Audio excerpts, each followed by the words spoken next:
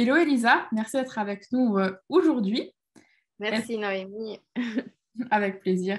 Est-ce que tu peux te présenter de la manière qui te plaît? Alors, de la manière qui me plaît, on va dire que je suis une assoiffée de liberté. J'adore révéler eh bien, le caractère des personnes, leur plein potentiel. Et je suis spécialisée, et c'est ce qui me tient à cœur, dans la confiance en soi pour les femmes. C'est vrai que j'ai choisi plutôt les femmes. Et puis, ben, on va dire que j'aime créer du lien. J'adore le côté social, le côté entraide entre humains. Et j'assume mon petit côté bisounours, peace and love, voilà, au mieux. Dans le sens peace and love et bisounours, dans le sens où je pense vraiment que les gens ont tout à gagner à interconnecter. Et voilà. Super. Est-ce que tu peux nous en dire un petit peu plus sur ce que tu fais? Alors, ce que je fais, pendant une vingtaine d'années, j'étais dans l'événementiel, donc j'ai maquillé des femmes à travers le monde et aujourd'hui, j'ai décidé de les maquiller, on va dire, un peu plus de l'intérieur. Et donc, j'ai créé des accompagnements de mariage avec soi-même et bientôt un membership de groupe de femmes pour l'entraide dans la pleine confiance. Et ma spécialité va être la neuroscience, donc l'accompagnement du fait de se retrouver sa souveraineté dans les transitions de vie. On va dire que les transitions de vie sont mon, cri- mon créneau, ma spécialité. Et j'adore ce passage, en fait, entre plusieurs périodes de vie. Et je pense que voilà, ce qui m'a toujours marqué et que j'ai retenu de mes voyages, c'est le fait d'avoir pu observer beaucoup de rituels dans certaines communautés, dont en Indonésie ou même en Australie ou en Nouvelle-Calédonie. Ça a été des rituels de passage que nous, on n'a plus de nos jours.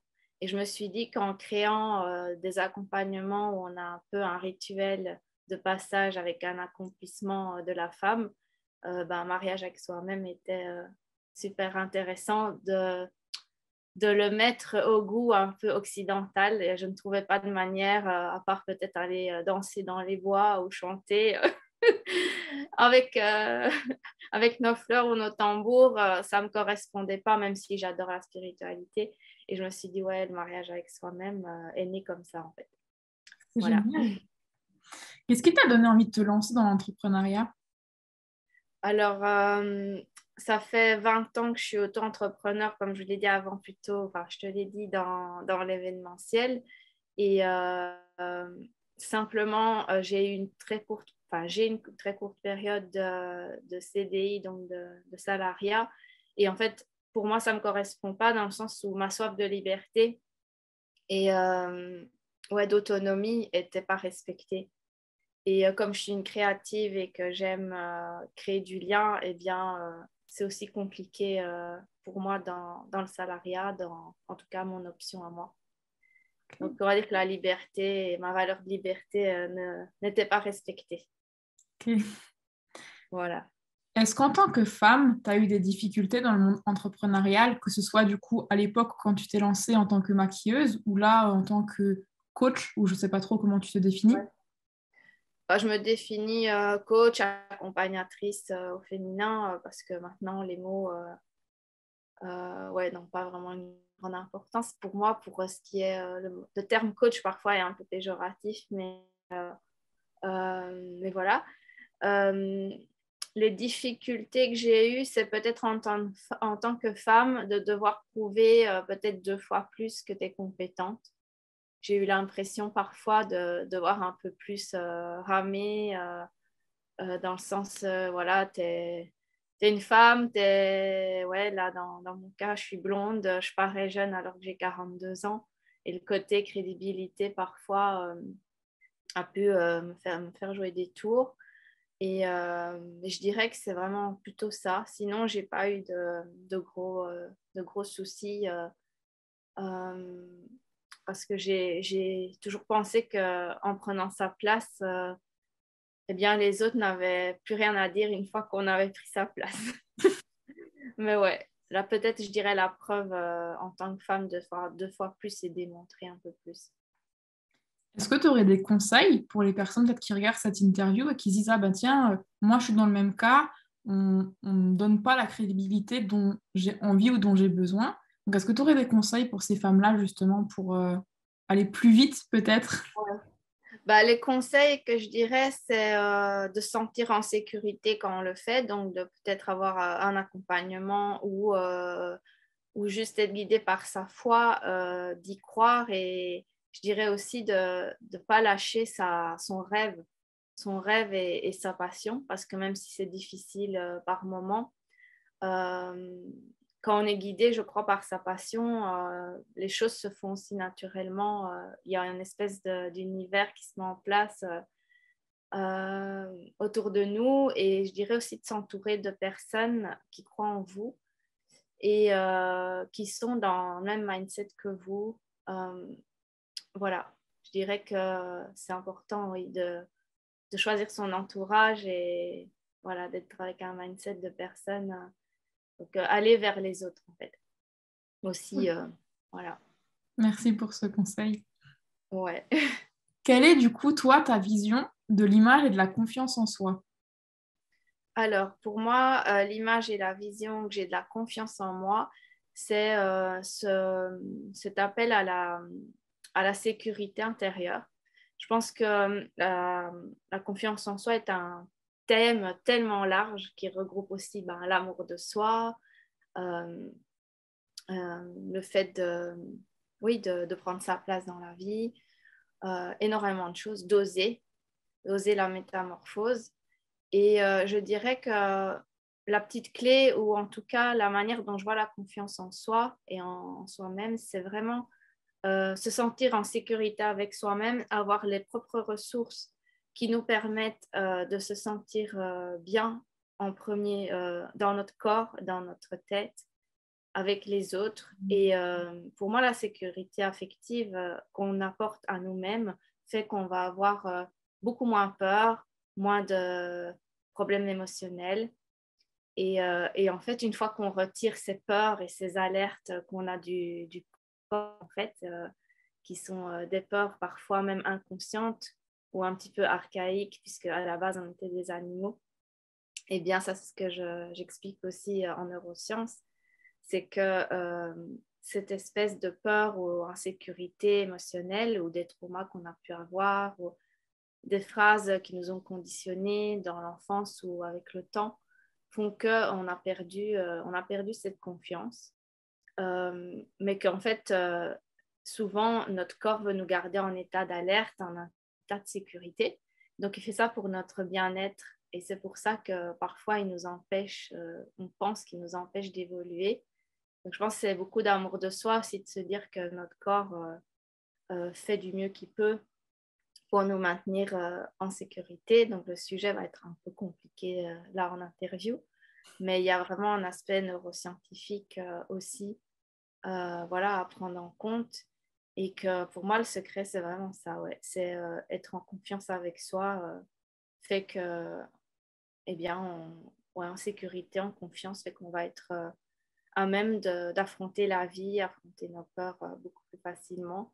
Et donc, on va même pas y réfléchir à se dire j'ai confiance en moi, je dois avoir confiance. On va juste trouver ça naturel. Voilà. Tu parlais du coup des peurs inconscientes.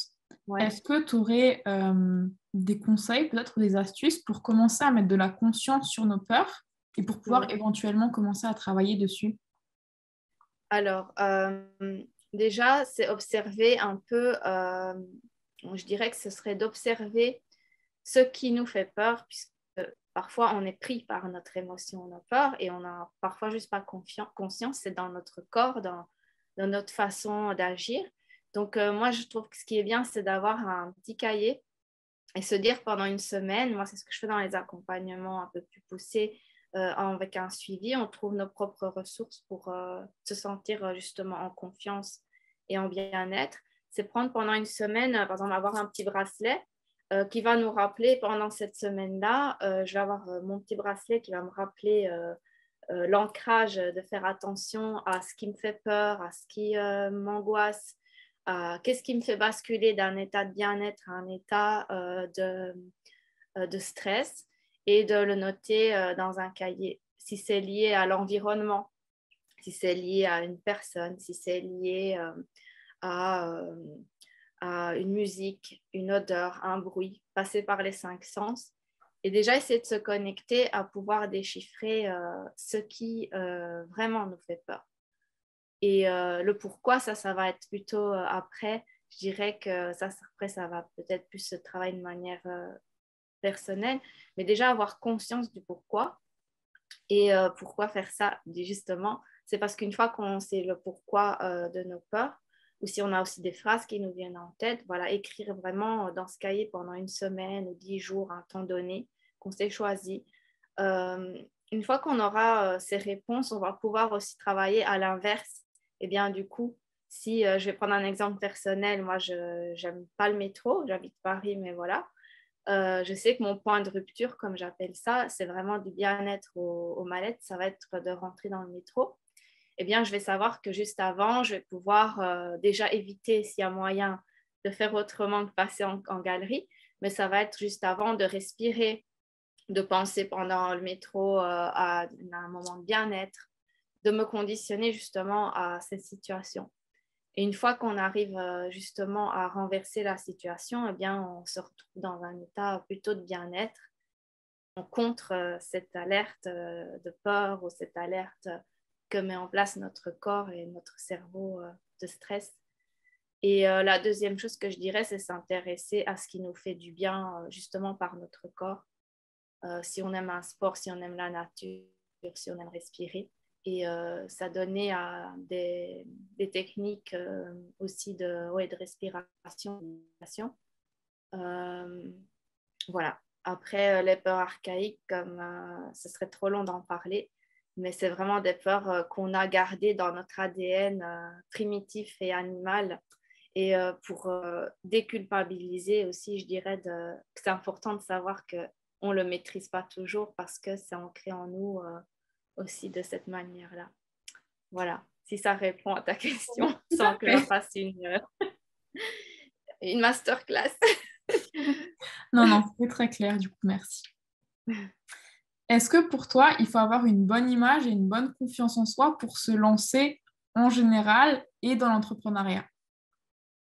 Alors, je dirais que l'image de soi, c'est ce qu'on se donne à nous-mêmes je dirais en tant que juge de soi-même.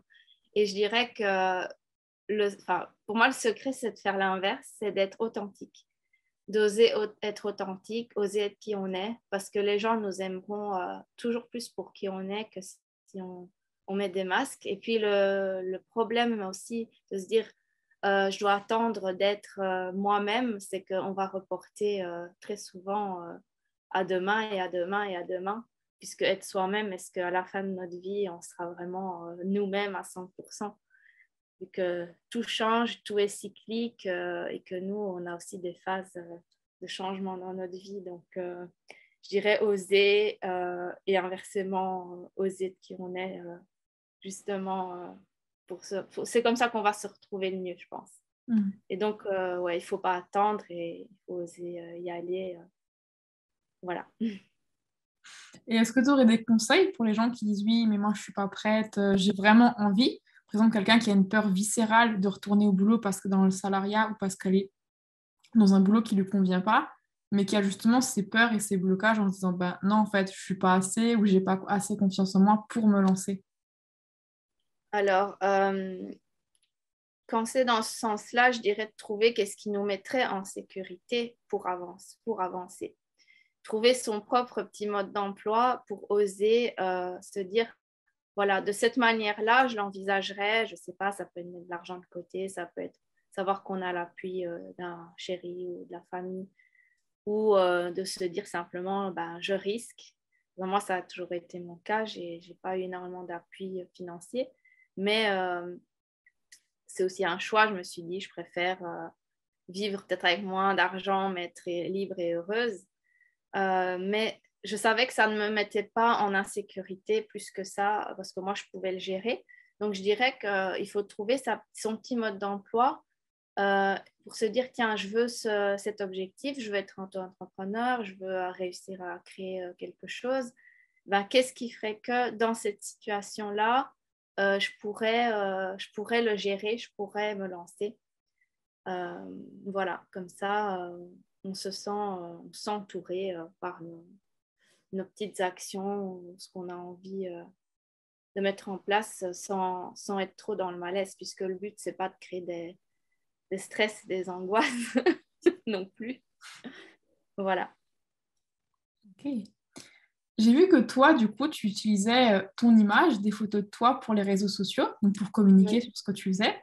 Est-ce que c'est quelque chose qui a toujours été naturel et normal pour toi d'utiliser ton image? Ou est-ce qu'au contraire, ça a été un déclic un jour et tu t'es dit, ah bah tiens, je vais faire ça? Alors, on va dire que naturellement, j'ai jamais eu énormément de mal ouais, à montrer l'image, mais parce que j'ai vécu aussi par mon métier précédent, oui, beaucoup dans l'image et que c'était naturel. J'ai côtoyé très vite des photographes, j'ai très vite côtoyé le monde de la mode, de la publicité. Donc, je pense que déjà, j'étais familière et j'en ai pas eu peur. Et de deux, récemment, depuis que je fais du coaching, j'ai assumé le fait de montrer mon image parce que ça rejoignait mes valeurs d'authenticité dont j'ai parlé. Et je me suis dit que oser se montrer, c'est aussi un travail, ouais, un peu un travail psychologique, mais c'est aussi révéler au monde, bah, simplement, on a envie d'être comme on est euh, et qui on est. Et je me suis dit que c'était ma meilleure voie pour moi, pour me sentir, ouais, pour me sentir bien. Je me voyais mal prôner des valeurs comme la liberté, l'amour de soi et l'authenticité et sa souveraineté en mettant un emoji ou en me cachant derrière des photos. Mais comme, oui, il y a une technique commerciale qui fait aussi comme ça. Ça se fait de plus en plus, mais voilà, pour moi, c'était juste naturel et donc je me suis dit, allez hop, voilà. Ok. Et est-ce que pour toi, c'est important d'avoir des photos peut-être faites justement par un photographe, par un professionnel, ou est-ce que c'est juste important de montrer l'authenticité et tu sors ton téléphone et tu fais une photo? Ouais. Alors moi, je trouve que c'est génial, vraiment les deux. Euh, Moi, j'aime la photo et j'ai toujours pris des selfies ou des photos par des copines en mode, voilà, j'aime un paysage, ben, on va faire une photo là, tu veux bien me prendre. Puis après, par mes voyages, j'ai montré beaucoup de photos de voyages aussi. Mais je crois qu'on doit faire comme on le sent. Si on prend du plaisir à prendre une photo par un photographe et que ça nous éclate et qu'on aime ce côté aussi artistique ou de mise en scène ou d'être habillé, de choisir ses vêtements, ça peut être aussi un jeu super sympa et trouver du plaisir.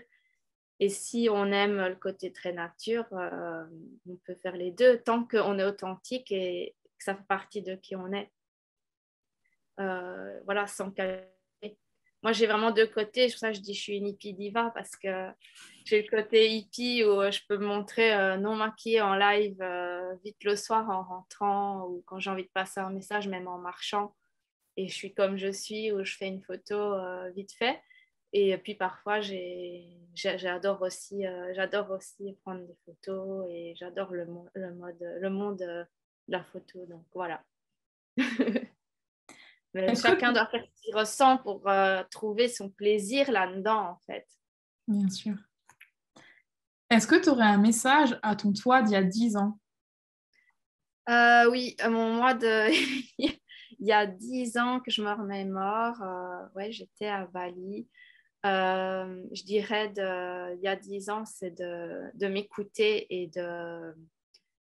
et d'oser tout simplement foncer et ne pas avoir peur parce qu'en fait, euh, la peur, elle est un peu aussi fictive, c'est-à-dire que parfois on a peur de la peur, on a peur de la peur et qu'une fois qu'on agit, bah, les choses se font. Et ouais, moi, je me dirais, je me secourais un petit peu et je dirais, vas-y, ouais. Parce qu'il y a une dizaine d'années, moi, j'étais en couple avec quelqu'un d'un petit peu, bon, c'est très à la mode, pervers narcissique, mais Mhm. c'est peut-être pas à ce point-là, mais qui était quelqu'un qui avait une emprise et qui m'avait un petit peu, voilà, emprisonnée, je dirais.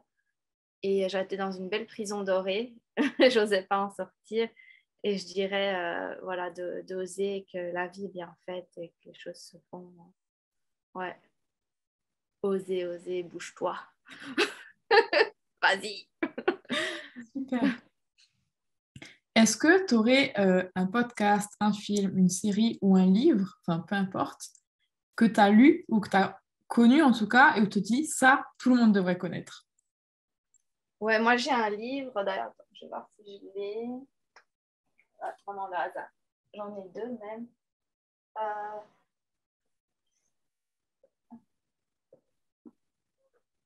ouais, bon, c'est vraiment deux livres qui me viennent à l'esprit.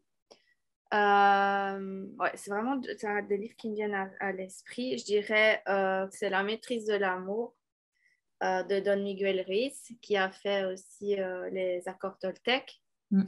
Là, c'est vraiment, ça rejoint tout à fait la confiance en soi, ça rejoint le pourquoi, euh, pourquoi, enfin, pourquoi s'aimer, mais aussi comment on a été conditionné avec l'amour. Et il est très facile à lire. Et franchement, il a juste des pépites et des révélations. Donc, je dirais ce livre. Et après, j'aime un petit livre de Paulo Coelho, qui est le manuel du guerrier de la lumière. Euh, D'ailleurs, on pourra peut-être finir par une feuille au hasard. C'est toutes des petites phrases qui nous aident à, ouais, à voir la vie d'une manière positive et il y a chaque fois une petite morale et c'est super joli, c'est facile, on peut l'avoir près de soi. Moi, c'est un peu mon petit livre de chevet. Voilà. Ok. Merci pour ces partages. On arrive du coup bientôt à la fin de cette interview. Est-ce que tu aurais une femme que tu aimerais voir passer du coup? Une femme, Ouais, une femme que j'aimerais que tu interviewes. c'est ça. Alors, ah, bah, c'est pas mal, je dirais. Bon, je dirais étonnamment, ce serait bien d'interviewer ma maman. Je serais très intéressée de voir ce qu'elle répondrait. Euh, ouais, ma mère, ça peut être vraiment, vraiment mignon. Et sinon, en question star et des choses comme ça, je suis quelqu'un qui idolâtre pas énormément enfin, je n'ai pas de mentor, j'en ai, j'ai des gens que j'admire, mais je ne fonctionne pas beaucoup par mentoring par rapport par rapport à ça, donc je n'ai pas une idée comme ça qui me viendrait en tête. Donc je suis plus dans le terre à terre et dans les gens proches et j'oserais jamais, je pense pas que j'oserais interviewer ma mère d'une manière comme tu le fais avec voilà, un recul. Donc ça pourrait être, c'est ce qui me vient à l'esprit. Super. Voilà. Après, la question, c'était pas forcément dans le sens mentor, ça peut être quelqu'un d'entrepreneur avec qui tu travailles ou que tu connais et où tu aimerais bien Ouais, avoir son avis ou son point de vue aussi. ouais. Bah, j'aime beaucoup Julie Laroche, donc qui est la femme de David Laroche. Je l'ai rencontrée une ou deux fois et c'est vrai que c'est une femme qui m'a touchée parce qu'elle est humble, parce elle a quelque chose à transmettre. Et si c'est quelqu'un dans ce sens, dans l'entrepreneuriat, je dirais Julie Laroche. Ok, super. Voilà.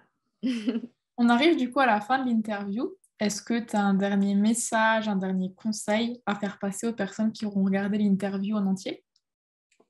Ben, déjà, merci de ce moment. Ça m'a touché de partager un petit bout de mon accompagnement et surtout ouais, de partager ce moment avec Noémie, avec toi. Et je dirais vraiment ouais, que la vie, elle paraît longue, mais elle est quand même courte aussi. Et sans se mettre la pression, je dirais de vraiment oser être soi, penser à ce qui nous fait du bien et ouais, de se dire je me lâche, j'y vais. Je sens que c'est le moment si vous sentez perdu, si vous sentez en remise en question. si vous avez besoin de vous épanouir dans votre vie professionnelle, si vous avez besoin, voilà, vous sentez que vos valeurs ne sont pas alignées, ou voilà, c'est juste aller vers les gens aussi qui peuvent aider, qui peuvent juste même vous entourer de bonnes personnes et faire ce qui vous fait du bien, parce que la vie, elle est belle et il faut juste la vivre et voilà, je dirais ça. Super, merci beaucoup. Est-ce que tu avais envie de partager du coup un petit extrait du livre? J'ai pas entendu parce que ça a coupé. Est-ce que tu aimerais partager un petit extrait du livre? Ben, c'est pas un extrait, donc c'est une page. À chaque fois, je vais en prendre une au hasard. Alors, voilà. Alors, le guerrier de la lumière, quand il apprend à manier l'épée, découvre que son beau bagage doit être complet, et cela comprend une armure. Il part à la recherche de son armure et entend les propositions de divers vendeurs. Utilise la cuirasse de la solitude, dit l'un. Sers-toi du bouclier du cynisme, suggère l'autre. La meilleure armure est de ne s'engager dans rien, affirme un troisième. Mais le guerrier n'écoute pas. Avec sérénité, il va jusqu'à son lieu sacré et revêt le manteau indestructible de la foi. La foi par tous les coups. La foi transforme le poison en eau cristalline. Donc, c'est des petits messages d'espoir et de... Ouais, et j'aime beaucoup. Il y en a... Ouais, c'est une petite histoire par page. Voilà. Cette histoire. Merci à toi encore. Avec plaisir. Il y aura du coup toutes les infos dans la description pour que les personnes puissent te retrouver si elles le désirent. Et merci à toi de m'avoir accordé de ton temps. Et on se dit à très vite. À très bientôt, c'était super sympa. Salut.